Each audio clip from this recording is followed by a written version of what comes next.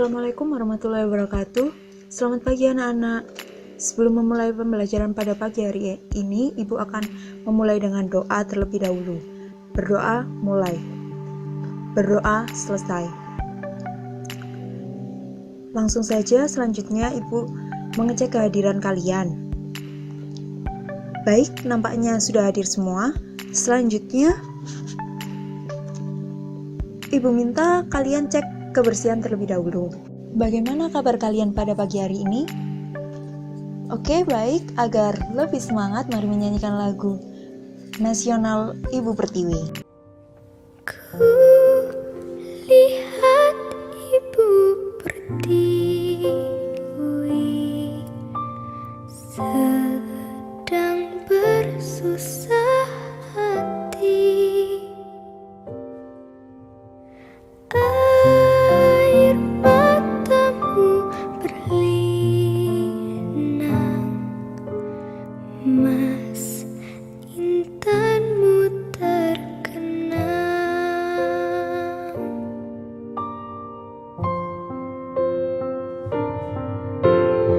Hutan, gunung, sawah, lautan, simpanan kekayaan.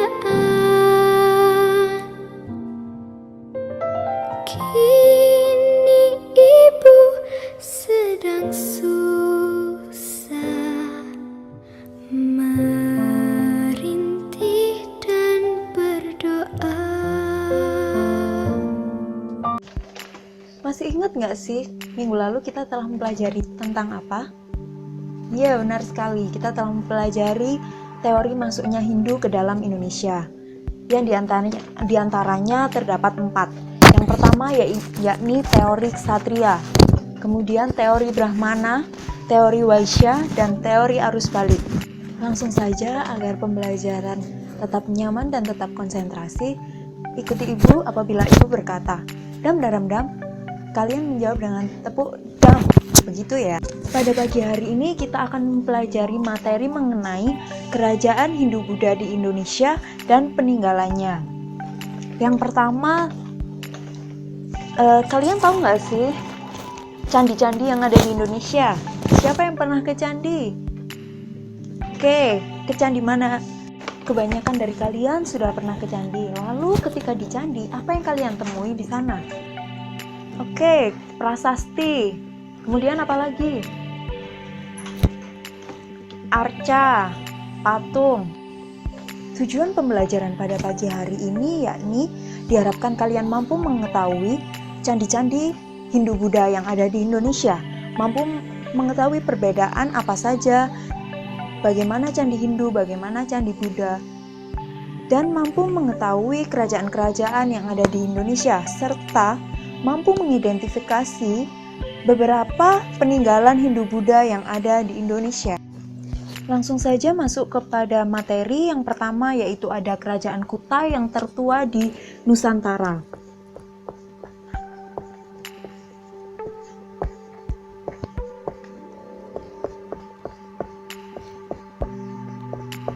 Kerajaan Kutai berdiri pada abad kurang lebih 4 Masehi. Bagaimana yang belakang kelihatan? Oke. Kerajaan Kutai terletak di tepi Sungai Mahakam, Kalimantan Timur.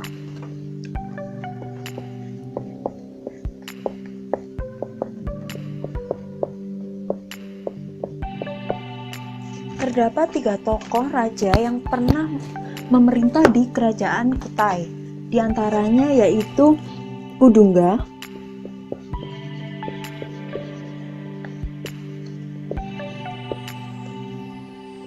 kemudian ada Asmawarman,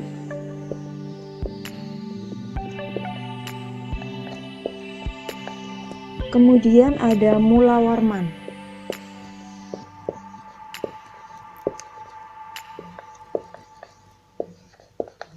Agar mudah diingat, maka 3 tokoh yang pernah memerintah di Kerajaan Kutai ini disingkat dengan Kuasmu.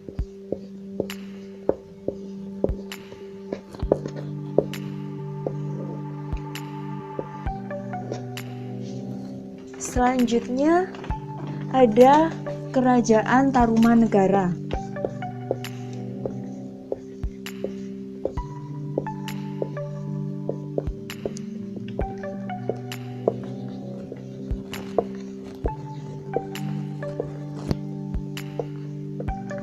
Tarumanegara berdiri pada abad kurang lebih 5 Masehi.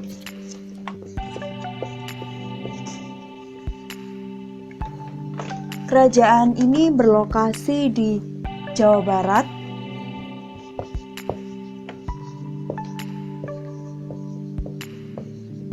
Kerajaan ini merupakan kerajaan tertua di Pulau Jawa, dengan raja yang terkenal bernama Punawarman. Terdapat 7 buah prasasti. Terima kasih. Setelah beberapa dari kalian menyebutkan prasasti yang ada pada Kerajaan Tarumanegara, sekarang dilanjutkan Ci dan Hyang.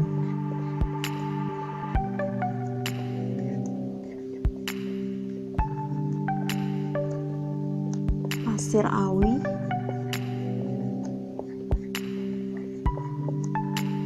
kebun kopi,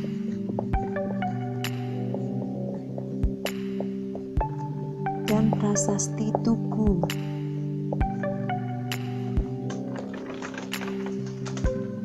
Setelah Kerajaan Tarumanegara, selanjutnya ada Kerajaan Kalingga. Kerajaan Kalingga atau disebut juga dengan Kerajaan Holin.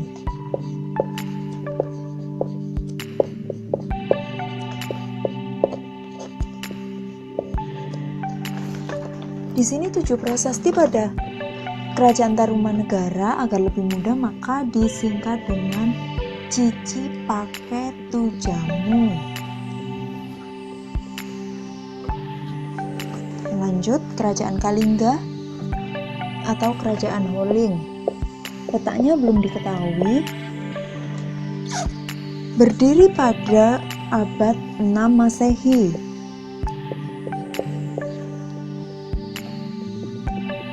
Dengan ratu yang terkenal bernama Ratu Sima.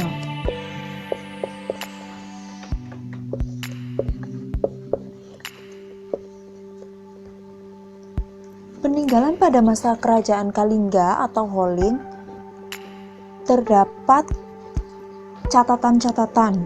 Yang pertama ada catatan dinasti Tang.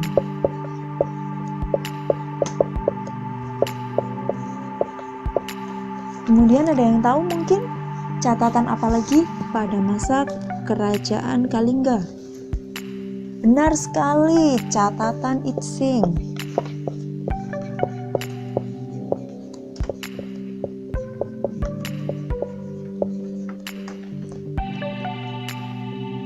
Dan yang terakhir ada cerita Parahyangan.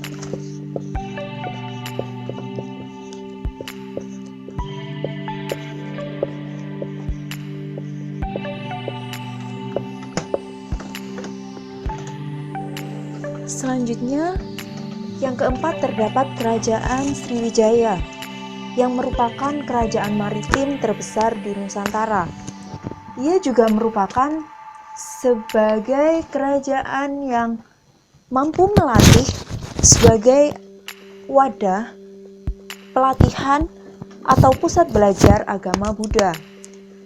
Kerajaan Sriwijaya didirikan pada abad 7 Masehi dengan raja yang terkenal bernama Balaputradewa.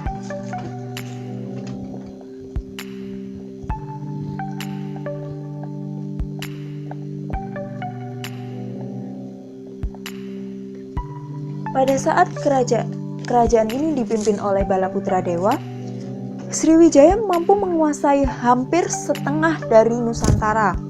Kemudian kerajaan Sriwijaya mengalami kemunduran dan runtuh karena adanya serangan dari India. Nah, berikut merupakan peninggalan-peninggalan kerajaan Sriwijaya. Di antaranya ada prasasti Karangbrahi, Kalasan, Talangtuo, dan lain-lain. Kemudian terdapat catatan Ixing dan catatan dinasti. Selanjutnya yang kelima, terdapat Kerajaan Mataram kuno. Kerajaan Mataram kuno dibagi menjadi 2 dinasti dan bercorak Hindu-Buddha. Yang pertama, dinasti Shailendra.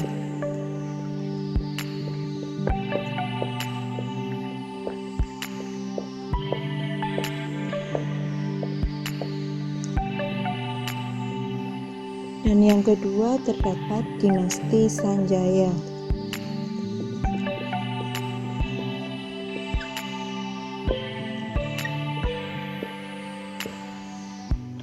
Dinasti Shailendra bercorak agama Buddha, sedangkan dinasti Sanjaya bercorak agama Hindu.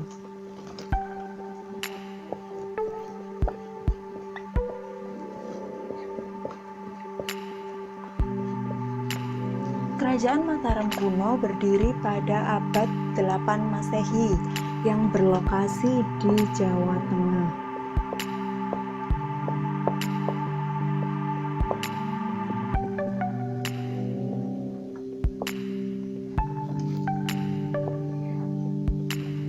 Terdapat beberapa raja yang pernah memerintah di dinasti Shailendra, di antaranya yaitu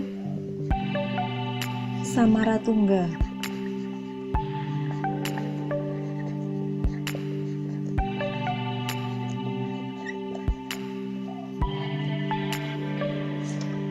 kemudian ada Pramodawani,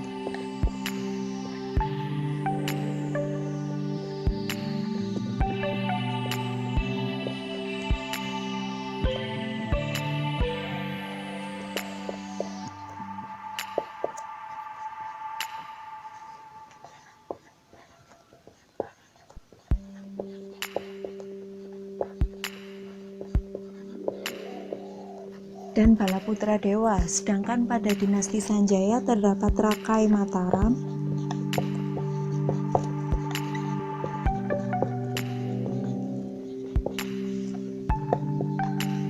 Rakai Pikatan,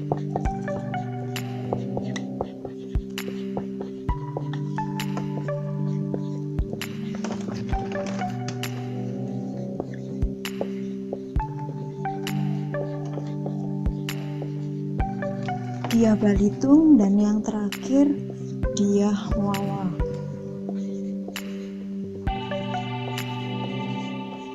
Pada saat dinasti Shailendra dipimpin oleh Pramodawardhani dan dinasti Sanjaya dipimpin oleh Rakai Pikatan, kedua dinasti ini bersatu dan menghasilkan peninggalan termegah.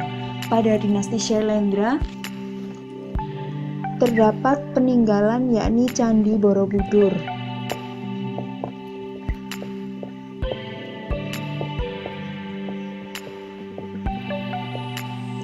Sedangkan pada dinasti Sanjaya terdapat peninggalan yakni Candi Prambanan.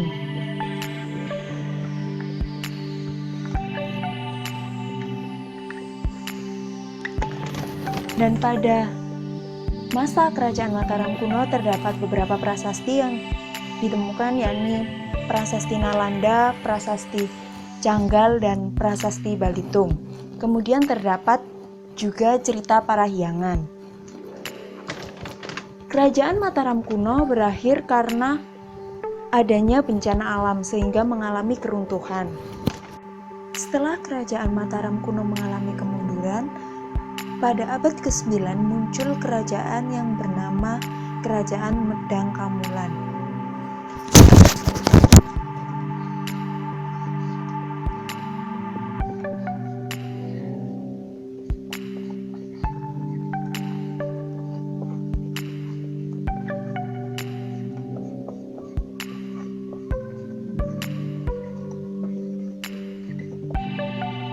Kerajaan Medang Kamulan pada abad 9 Masehi.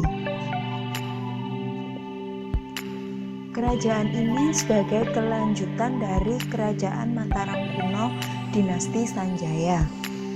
Kerajaan ini berlokasi di Jawa Timur dengan raja yang mendirikan bernama Empu Sindok.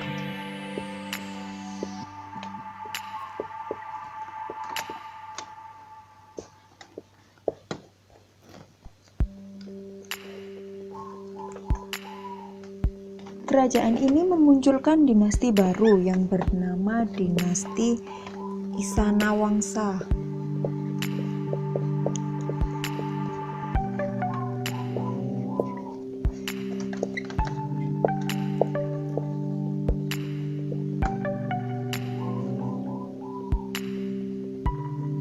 Masa kejayaan Medangkamulan pada saat dipimpin oleh salah seorang raja bernama Raja Airlangga. Kejayaan pada masa Airlangga.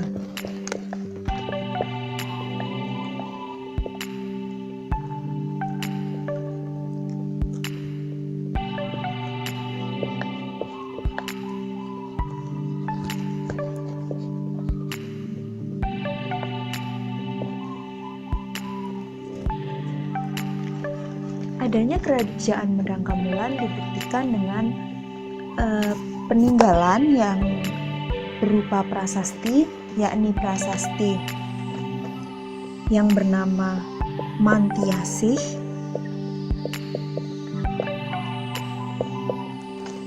dan prasasti yang bernama Pucangan.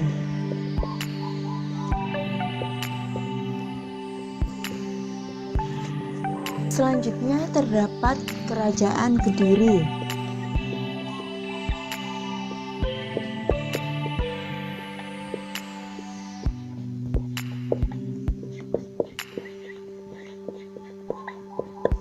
Kerajaan Kediri berdiri pada abad 11 Masehi. Kerajaan ini berawal dari Raja Airlangga yang membagi dua bagian antara wilayah Jenggala dan Panjalu. Nah, Panjalu merupakan lokasi dari Kerajaan Kediri. Kerajaan Kediri mengalami masa kejayaan pada masa Raja Jayabaya. Kejayaan pada masa Jayabaya. Kemudian Kerajaan Kediri mengalami kemunduran dan runtuh karena perang yang terjadi antara raja kerajaan dari Kediri sendiri yang bernama Kertajaya dengan Ken Arok. Nah, perang ini menimbulkan keruntuhan Kerajaan Kediri. Dan terdapat beberapa peninggalan, diantaranya prasasti Ngantang.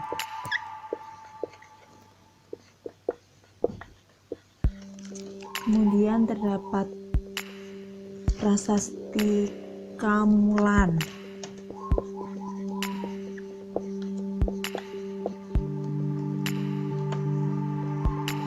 Terdapat prasasti Jaring dan prasasti Sirah Keting.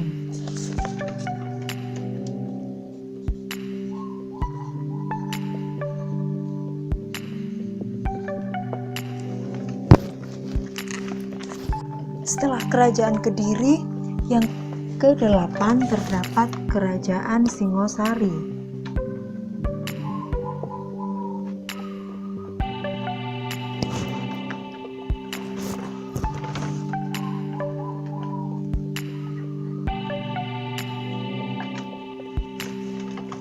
Kerajaan Singosari berdiri pada abad 13 Masehi.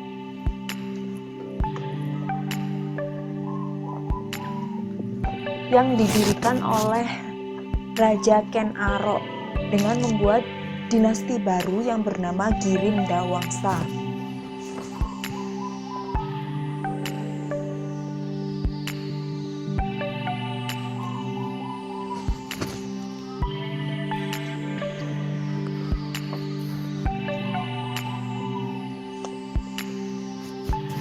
Kemudian Kerajaan Singosari mengalami kejayaan pada masa Kertanegara. Kejayaan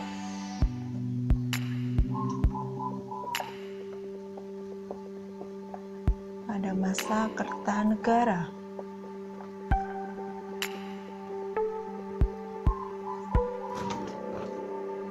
Setelah mengalami proses panjang, kerajaan Singosari mengalami kemunduran dan runtuh akibat adanya serangan dari Jayakatwang dan Mongol.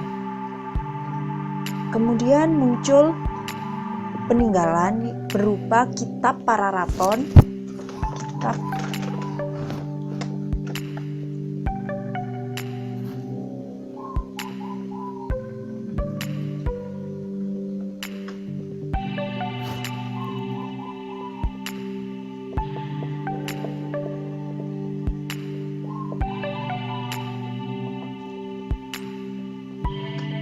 dan terdapat kitab Negara Kertagama sebagai peninggalan dari kerajaan Singosari.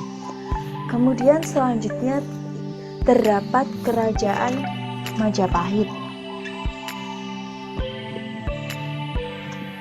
Mungkin ada yang tahu dari teman-teman mengenai cerita singkat kerajaan Majapahit. Ya, mungkin teman-teman tidak asing dengan adanya Sumpah Palapa.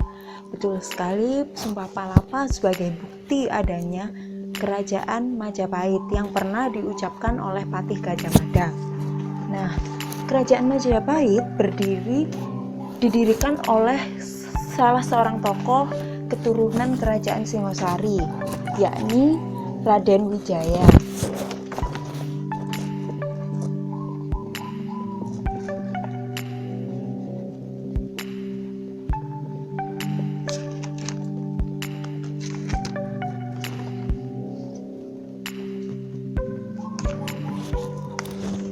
Dan kerajaan Majapahit mengalami masa kejayaan pada masa Hayam Wuruk. Setelah masa kepemimpinan Hayam Wuruk, terjadi adanya perang atau yang sering disebut dengan Perang Paregreg. Perang Paregreg ini merupakan perang persaudaraan sehingga mengalami kehancuran. Saat itu kerajaan Majapahit hancur dan meninggalkan beberapa cerita. Ya, kemudian terdapat prasasti, yaitu prasasti Butak.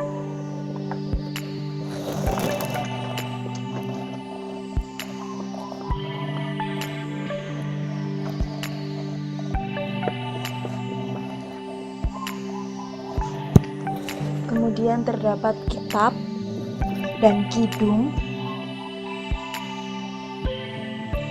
Kitabnya yakni kitab sama dengan kerajaan Singosari, kitab Negara Kertagama, dan kitab Pararaton. Sedangkan kidung ini merupakan kidung. Setelah Ibu menjelaskan beberapa materi pada pagi hari ini, apabila ada pertanyaan, segera ditanyakan kepada Ibu, dan jika tidak ada, langsung saja dibagi kelompok dengan belakangnya. Jadi satu kelompok 4 orang. Kemudian akan Ibu bagi dengan nama-nama di sini. Dengan topi nama di sini Ibu maksud untuk menilai keaktifan kalian, sehingga Ibu mengetahui mana yang aktif untuk berkelompok. Baik, setelah semua telah terbagi menjadi satu kelompok 4 peserta, kemudian Ibu akan membagi lembar kerja peserta didik dengan pertanyaan seperti di papan tulis. Silahkan mengerjakan. Baik, langsung saja. Waktu untuk mengerjakan telah habis, dan setelah saya berkeliling melihat tugas dan kerjasama kalian telah menjawab lembar kerja tersebut, langsung saja kita bahas bersama mulai dari nomor 1. Yang pertama, sebutkan peninggalan pada masa Kerajaan Tarumanegara. Nah, peninggalan pada masa Kerajaan Tarumanegara terdapat beberapa prasasti dan berita luar negeri, yang diantaranya prasasti yang telah dijelaskan dan disingkat dengan Cici Paketu Jamu, yaitu prasasti Cidanghyang, Ciariteun, Pasir Awi, Kebun Kopi, Tugu, Jambu, dan Muara Cianten. Kemudian terdapat berita luar negeri atau catatan Fahyen, dinasti Sui, dan catatan Tang. Di nomor 2 terdapat pertanyaan apa fungsi candi pada masa Hindu-Buddha dan bagaimana perbedaan candi Hindu dan candi Buddha. Secara umum fungsi candi pada masa Hindu-Buddha yaitu sebagai tempat pemujaan atau upacara, kemudian juga sebagai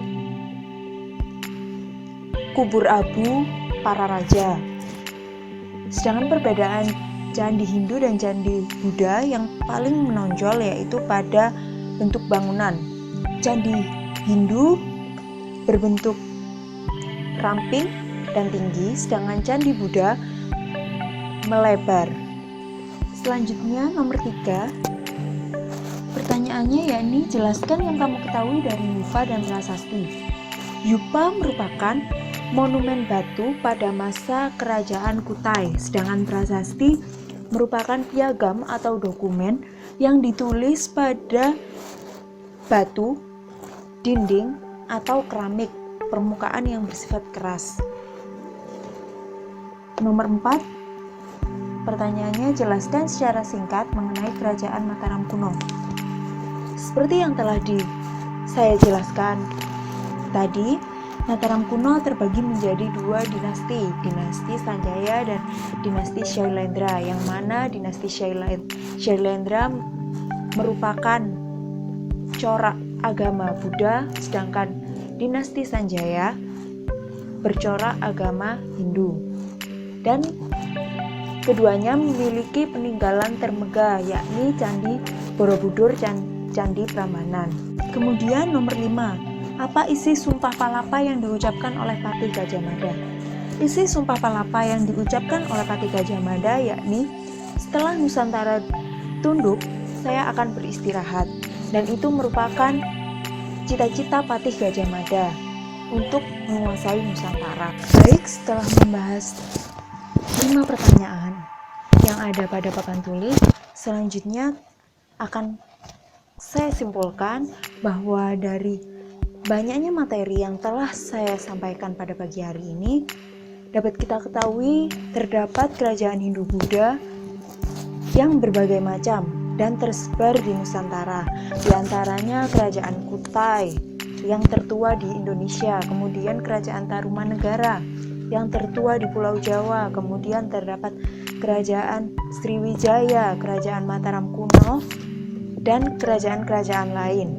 Kemudian kita juga dapat mengetahui peninggalan-peninggalan pada masa Hindu-Buddha yang ada di Indonesia, mengetahui perbedaan candi Hindu dan candi Buddha. Sehingga sekian pelajaran pada pagi hari ini, kurang lebihnya mohon maaf, saya tutup. Wassalamualaikum warahmatullahi wabarakatuh. Sampai jumpa.